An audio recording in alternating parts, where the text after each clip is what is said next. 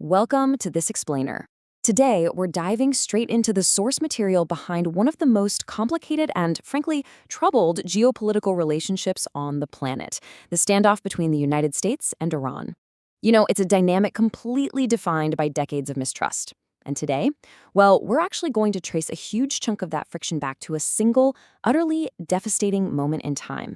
So, let's tackle this critical question right off the bat. We're going to analyze a historical event that basically acts as a microcosm for the entire US-Iran deadlock.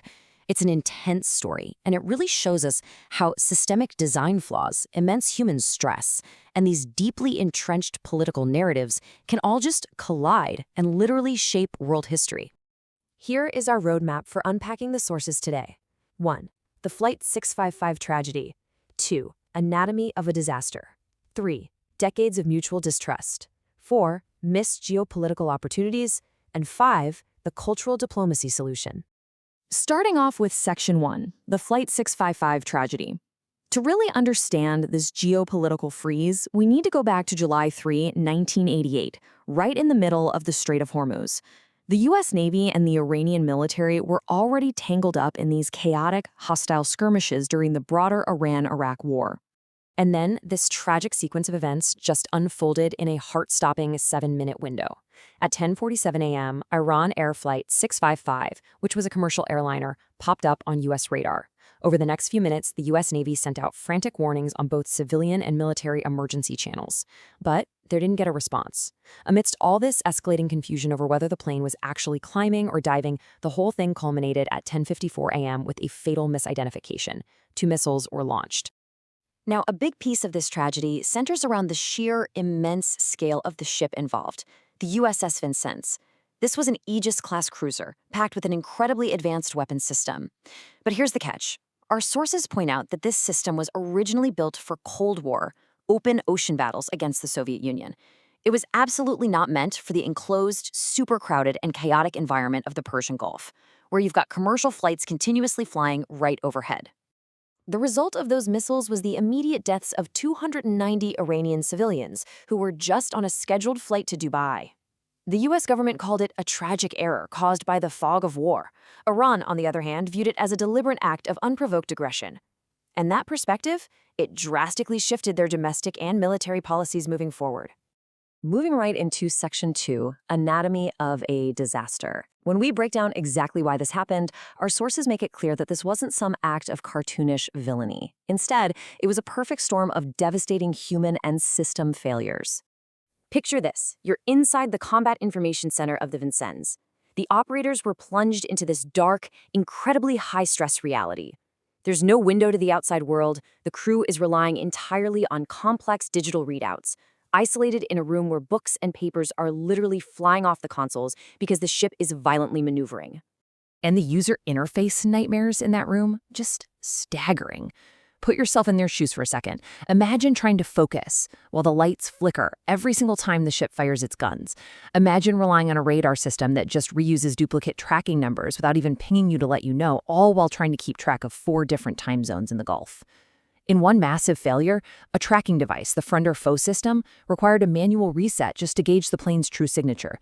The stress in that room was so immense that one operator, after getting the green light to fire, actually pressed the wrong keyboard keys 23 times because his nerves were just totally shattered.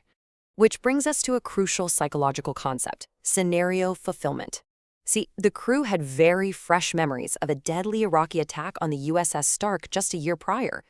So, cognitive overload caused these operators to mistakenly interpret ambiguous data as the exact threatening scenario they expected to see.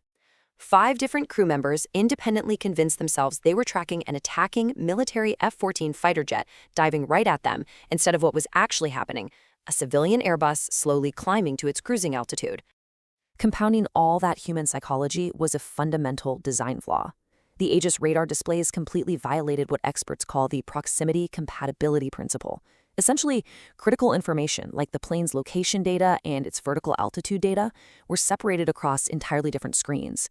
So operators had to physically look back and forth, losing vital context in the split seconds that actually mattered most.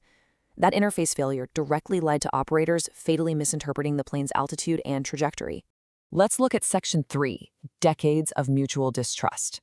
We need to zoom out a bit to see how this single catastrophic error feeds into the much broader picture of mutual distrust that completely defines U.S.-Iran relations today. It's like this standoff is perfectly mirrored by a long list of historical grievances. Neither side ever forgets the past. The U.S. heavily cites the 1979 embassy hostage crisis, concerns over a clandestine nuclear program, and state-sponsored terrorism. Conversely, Iran points straight back to the 1953 CIA-orchestrated coup, U.S. support for chemical weapons for Iraq during the war, and of course the Flight 655 tragedy. Actually, many Iranians were deeply outraged when the commanding officer of the USS Vincennes was later awarded the Legion of Merit. To them, it looked like a reward for the tragedy, even though the U.S. maintained it was just a standard end-of-service medal. On to Section 4, Missed Geopolitical Opportunities. So, as the open military clashes of the 1980s kind of subsided, both sides essentially entrenched themselves in a modern Cold War. And what our sources reveal here are these moments where dialogue repeatedly just fell apart at the very highest levels of government. Looking at the geopolitical timeline, you see this really tragic pattern of missed signals. In 2002, President Bush's Axis of Evil speech dealt a massive blow to Iran's domestic reform movement. In 2003, the U.S. rejected a comprehensive grand bargain offer from Iran, calling it a non-starter. Then in 2006, the U.S. dismissed letters from Iranian President Ahmadinejad as just publicity stunts. And even when President Obama's election in 2009 brought a change in diplomatic tone, the underlying policies just stayed completely stalemated. Domestic politics on both sides were continuously dictating and disrupting foreign policy. Operating as the world's superpower, the U.S. usually takes the position that Iran has to make the first move. Just listen to how President Obama poetically framed this in 2009. He said that if countries like Iran are willing to, quote, unclench their fist, they will find an extended hand from us. But volleying right back at that, Iranian officials view the U.S. stance as hopelessly arrogant. One senior diplomat actually retorted, "Manners dictate that when someone says hello, you answer them back." It perfectly highlights this profound communication gap. Neither side wants to look like they're surrendering, and meanwhile, anti-American sentiment remains the central plank for maintaining domestic political control in Iran. Which brings us to our final section, the cultural diplomacy solution. With political leaders way too entrenched to show the flexibility needed for peace, how on earth do we bridge this gap? Where's the path forward when the governments just fail? Well, surprisingly, despite decades of state-level bitterness and nonstop propaganda, the data shows that citizens feel very differently. Get this, a striking 61% of everyday Iranians actually support negotiations without preconditions, and 50% of Americans support establishing a dialogue. The appetite for connection is absolutely there. And because the citizens want it, everyday people are literally bypassing the political stalemate through grassroots cultural diplomacy. Athletes and artists are stepping up as ambassadors, and it's working.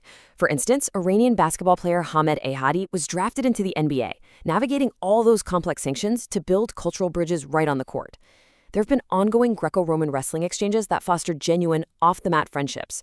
And back in 2010, an incredible delegation of Hollywood filmmakers traveled all the way to Tehran just to open a direct dialogue with Iranian directors. What this tells us is so incredibly powerful. Ultimately, whether it's operators sweating in the high-stakes environment of a combat screening in the Persian Gulf, or citizens navigating the super delicate nuances of international relations, it always comes down to the human element. The systems only work when the humans inside them can actually trust each other. So, as everyday citizens, athletes, and artists continue to build these amazing cultural bridges right where governments have historically built walls, we really have to look at the tragic lessons of the past and ask ourselves, what will it finally take for the geopolitical system to catch up to the people and unclench the fist? Thank you so much for joining us for this explainer.